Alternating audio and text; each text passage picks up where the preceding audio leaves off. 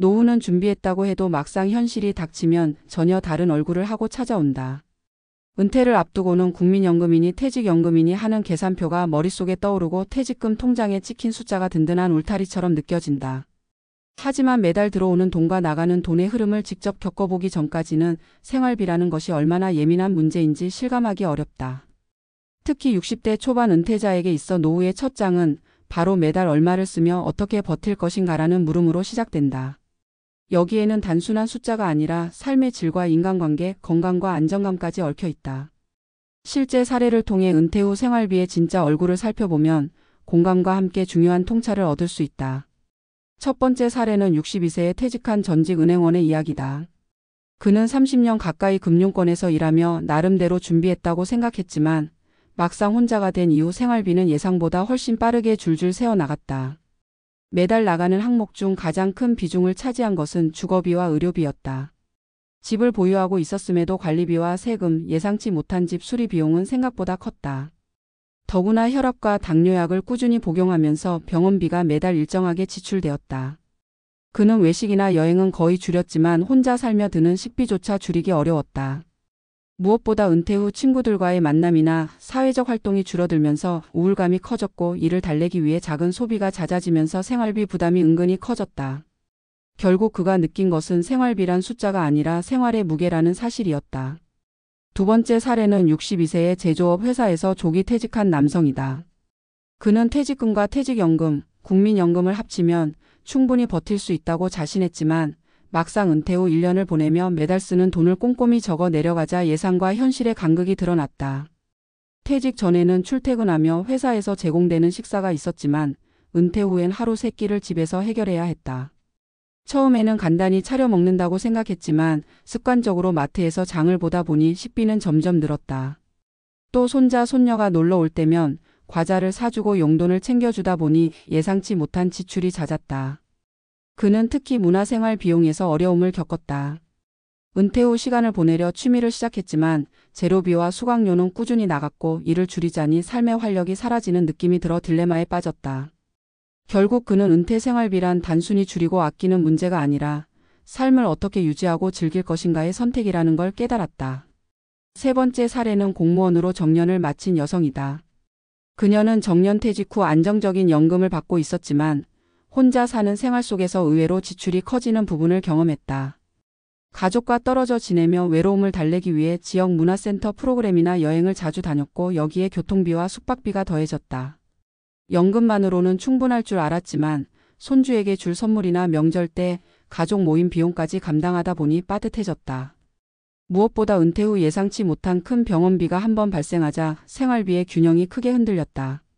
그녀는 이후 건강관리의 중요성을 절실히 깨달았고 평소 생활비 관리와 함께 의료비 대비를 철저히 해야 한다는 교훈을 얻었다. 이 세 가지 사례는 서로 다른 직업과 상황이지만 공통적으로 은퇴 후 생활비는 단순한 계산의 문제가 아니라는 점을 보여준다. 주거비와 의료비 같은 고정 지출은 예상보다 크고 줄이기 어렵다. 식비와 생활비는 혼자 살아도 일정 수준 이상은 들어간다. 또 가족과의 관계, 사회적 활동, 취미생활은 삶의 질과 직결되지만 동시에 생활비의 주요 변수다. 무엇보다 갑작스러운 병원비는 단 한 번의 사건으로도 수년간의 계획을 흔들 수 있다.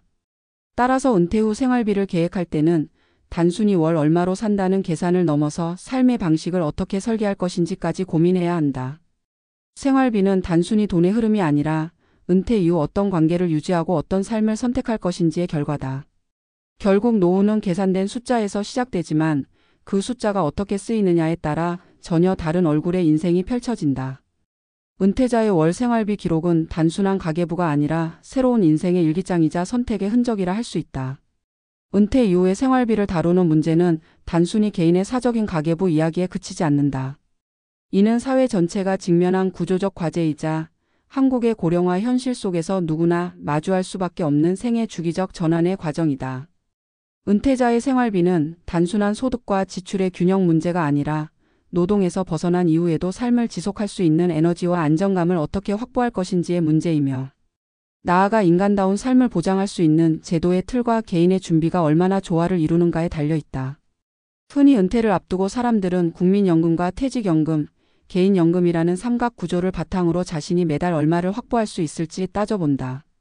그러나 실제로는 세 가지 모두가 완벽히 맞아떨어지는 경우가 드물고 국민연금은 가입 기간과 소득 수준에 따라 수령액이 크게 차이가 나며 퇴직연금은 제도를 제대로 활용하지 못하거나 중도 인출을 한 경우 제 기능을 다하지 못하는 경우가 많다.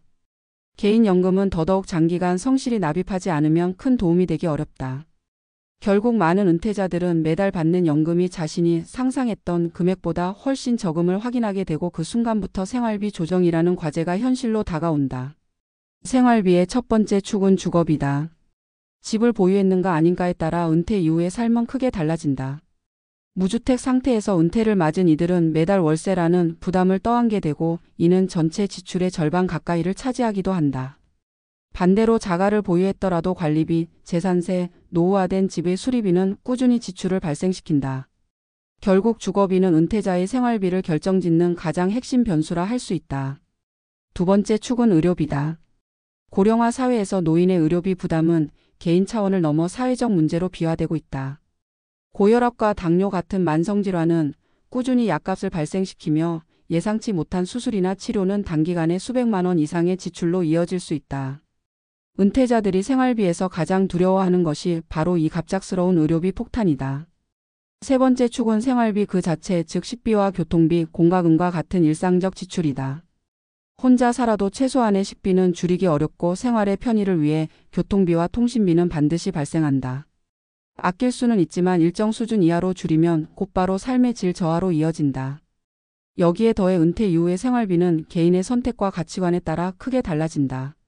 어떤 이는 최대한 절약하며 안정적인 현금 흐름을 유지하는 데 초점을 두지만 또 다른 이는 여유 있는 시간을 활용해 취미나 여행에 과감히 지출한다.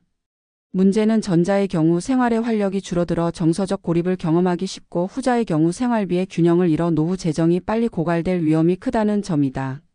결국 은퇴자의 생활비 관리에는 단순한 절약 이상의 균형 감각이 필요하다. 삶의 질을 유지하면서도 재정을 지켜내려면 스스로의 생활 패턴을 객관적으로 점검하고 장기적인 재정 계획과 단기적인 지출 관리 사이에서 균형을 찾아야 한다. 전문가들이 강조하는 부분은 은퇴 이후 생활비를 단순히 줄이는 방식으로 접근해서는 안 된다는 점이다. 노후의 삶은 단순히 오래 사는 것이 아니라 건강하게 의미 있게 사는 것이어야 하며 이를 위해서는 일정 수준의 소비가 반드시 필요하다. 문제는 소비의 방식이다. 계획되지 않은 즉흥적 소비나 감정적 소비는 은퇴 이후의 삶을 불안정하게 만드는 가장 큰 요인이다. 따라서 전문가들은 반드시 지출 항목별 비중을 설정하고 고정 지출과 변동 지출을 명확히 구분해야 한다고 조언한다. 예컨대 주거비와 의료비, 기본 식비 같은 고정 지출은 최소한의 생활 기반을 유지하기 위해 반드시 확보해야 할 영역이고 여행이나 취미생활 같은 변동 지출은 상황에 따라 유연하게 조정할 수 있는 영역이다. 이 구조를 명확히 해두면 갑작스러운 지출 상황에서도 전체 생활비의 균형을 잃지 않고 대응할 수 있다. 또한 은퇴 이후 생활비 관리에서 중요한 부분은 현금 흐름의 확보다. 단순히 저축이나 퇴직금에 의존하는 것은 위험하며 작은 규모라도 일정한 현금 흐름을 만들어내는 것이 안정감을 높인다. 일부 은퇴자들은 아르바이트나 시간제 근무를 선택하고 또 다른 이들은 소규모 임대 수익이나 투자 수익을 통해 현금을 확보한다. 중요한 것은 이러한 활동이 생활비의 일부를 보완해주며 동시에 사회적 관계를 이어가는 역할을 한다는 점이다. 은퇴 이후 생활비 문제는 경제적 차원을 넘어서 사회적 고립과 정서적 위축으로 이어질 수 있기에 안정적인 현금 흐름과 사회적 활동의 결합은 노후의 질을 지키는 중요한 장치가 된다. 은퇴자의 생활비 문제는 개인의 선택과 준비뿐 아니라 사회적 안전망과도 직결된다. 한국 사회는 급격한 고령화를 맞으며 연금 제도의 보완과 의료비 지원, 주거 정책 강화가 절실하다. 연금 제도가 불안정하면 개인은 과도한 불안을 안고 생활비를 줄이려는 강박에 시달리게 되고 이는 노후의 삶을 위축시킨다. 반대로 안정적인 연금 수급 구조가 보장된다면 은퇴자는 보다 계획적으로 생활비를 관리하며 삶의 질을 지켜낼 수 있다. 의료비 역시 사회적 부담 분담이 강화되어야 한다. 고령층의 의료비 지출은 불가피하기 때문에 이를 사회적 제도로 완충하지 않으면 결국 개인 파산으로 이어질 위험이 크다. 주거 문제 역시 마찬가지다. 안정적인 주거 환경은 곧 생활비 안정의 핵심 축이므로 은퇴자들을 위한 주거 지원은 단순한 복지를 넘어 필수적인 사회적 안전망으로 봐야 한다. 결국 62세 은퇴자의 월 생활비 기록은 개인의 사소한 일기가 아니라 한국 사회 전체가 직면한 거대한 질문의 일부다. 우리는 은퇴 이후의 삶을 어떻게 정의할 것인가? 단순히 오래 버티는 삶으로 남을 것인가? 아니면 안정적이고 품이 있는 노후로 설계할 것인가? 이 질문은 모두의 것이며 오늘의 직장인과 내일의 은퇴자가 동시에 마주해야 할 과제다. 생활비라는 작은 숫자의 나열 속에는 인간다운 삶을 지켜내려는 개인의 의지와 사회적 책임이 함께 담겨 있다. 그러므로 은퇴 이후 생활비를 바라볼 때 우리는 단순히 가계부의 숫자를 넘어 한 인간의 삶의 궤적과 사회의 방향성을 동시에 읽어내야 한다. 그리고 그 속에서 발견되는 교훈은 단순하다. 준비는 일찍 할수록 좋고 관리의 원칙은 분명해야 하며 사회적 안전망은 반드시 필요하다는 것이다. 노후는 그렇게 시작되고 생활비라는 기록은 그 첫 장에 반드시 적히는 글자가 된다.